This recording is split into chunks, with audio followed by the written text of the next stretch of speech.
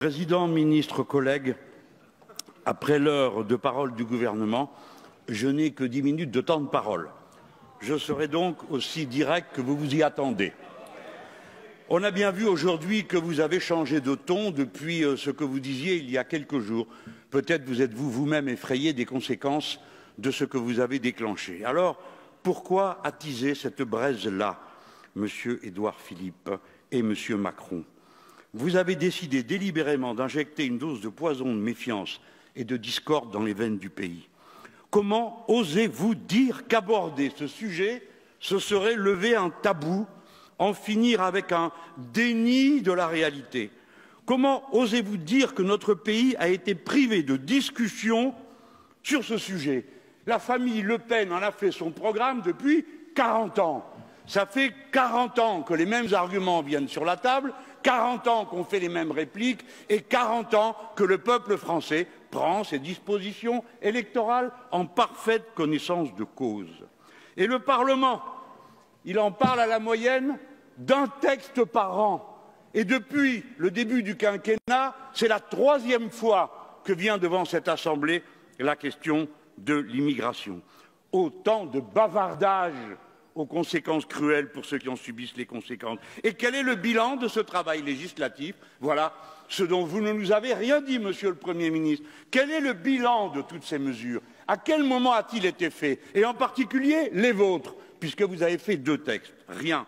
On ne le sait pas. Personne ne le saura. Alors, on peut quand même se poser la question, si vous y revenez, c'est que le bilan n'est pas bon, sinon vous n'y reviendriez pas. Et si vous avez été mauvais dans le passé, pourquoi seriez-vous bon dans l'avenir?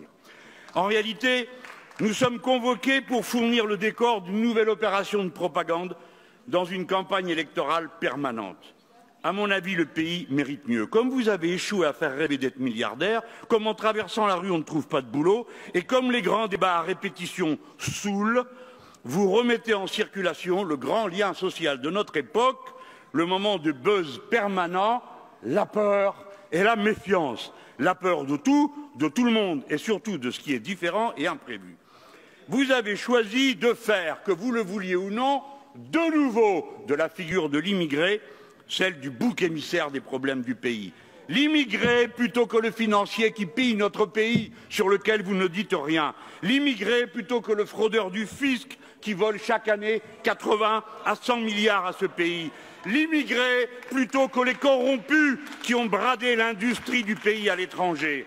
Oui, parce que quand les riches et les puissants fuient l'impôt en comparant, ils le font en comparant les régimes fiscaux pour profiter de notre pays sans prendre leur part d'effort à son existence. Alors il se figure que les pauvres font pareil en comparant les régimes sociaux. Avec vous, les étrangers sont adulés s'ils viennent spéculer sur nos richesses, mais ils sont montrés du doigt s'ils viennent en produire par leur travail. Le pays mérite mieux. Vous nous égarez dans une direction absurde. Il faut traiter les causes des problèmes qui se posent, pas se venger d'elles sur ses victimes. L'immigration est un phénomène en voie d'expansion dans le monde. D'expansion. D'abord du fait des ravages des politiques libérales qui dévastent les économies de tant de pays, et notamment du fait de l'Europe qui a soumis 32 pays africains à des accords de partenariat économique ruineux pour eux. Ensuite du fait des guerres que ces violences économiques déclenchent. Enfin, désormais, du fait du changement climatique qui va mettre près d'1 milliard de personnes sur les routes de la fuite. Pour l'instant, seuls 17% des migrants viennent vers l'Europe. Tout le reste se dilue dans l'espace des pays du Sud. C'est le moment maintenant de mettre au point les politiques qui inversent le phénomène. La question la plus urgente est que les gens puissent rester chez eux, car ils ne partent pas par plaisir, ils partent contraints et forcés, faute d'avenir désirable sur place. Et vous, Monsieur Édouard Philippe, comme moi, si nous étions à leur place, nous en ferions autant pour nous-mêmes et pour nos enfants. C'est ce qu'ont fait 500 000 Grecs, 400 000 Espagnols devant la ruine de leur pays. Nous tournons le dos à ce défi lancé à la civilisation humaine dans son ensemble. Les gens doivent pouvoir rester chez eux, vivre et travailler au pays, disait-on il y a 30 ans de cela, quand on refusait les migrations entre régions françaises. Il faut relocaliser les productions, il faut avoir un bon usage des frontières. Les marchandises et les capitaux doivent circuler moins librement pour que les gens ne soient pas forcés d'entrer dans leur danse. Quel genre de mur allez-vous inventer pour vous prémunir du désir de chaque être humain d'améliorer son existence? Vous avez jeté de grosses larmes sur le mur de Berlin. Il est tombé, il s'en est construit depuis 75 dans le monde, sur 40 000 kilomètres de long, c'est-à-dire l'équivalent de la circonférence de la Terre. Tout cela ne mène nulle part. Répondre à un défi nécessite d'abord un bon diagnostic. Le pays mérite mieux qu'un collage de fantasmes et des bricolages de technocrates. Les immigrés sont les victimes d'un ordre économique et géopolitique. Vous les montrez du doigt. Le dommage est plus étendu qu'il n'y paraît, Monsieur le Premier ministre. Un des ancêtres sur 4 de chacun d'entre nous vient de leur rang. Quand on stigmatise le nouvel arrivant, on stigmatise en même temps les millions d'entre nous qui sommes leurs enfants d'hier et qui sommes fiers de leurs sacrifices et de leurs efforts.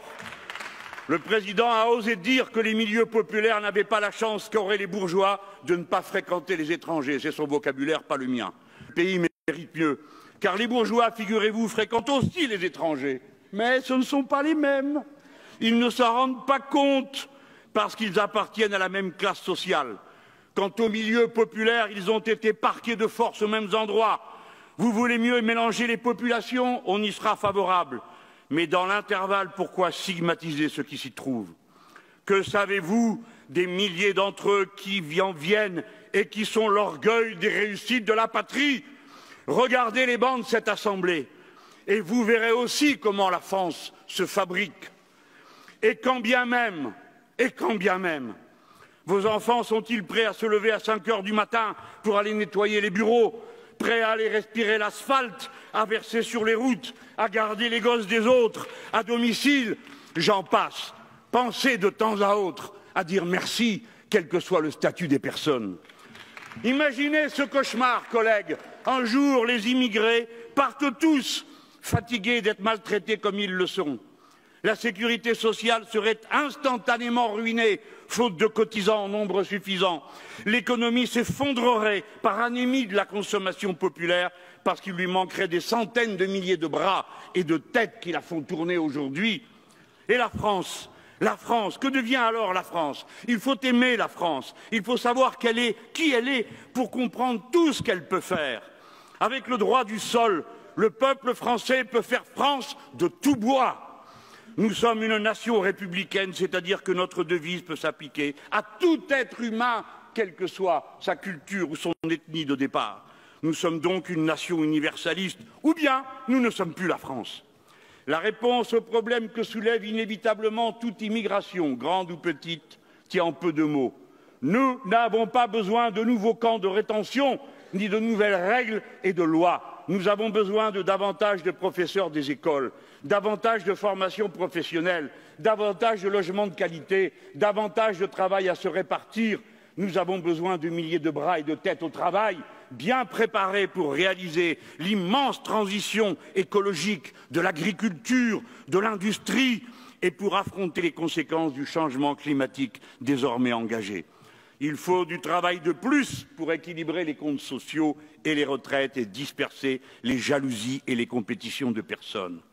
Au lieu de quoi vous venez nous parler d'économie sur l'aide médicale d'État au milieu de toute harmonie, chambrouillis, de considérations contradictoires.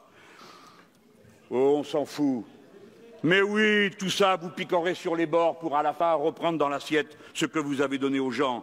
Car tout le monde sait comme nous combien les microbes ignorent absolument tout de la situation administrative des gens qui les transportent.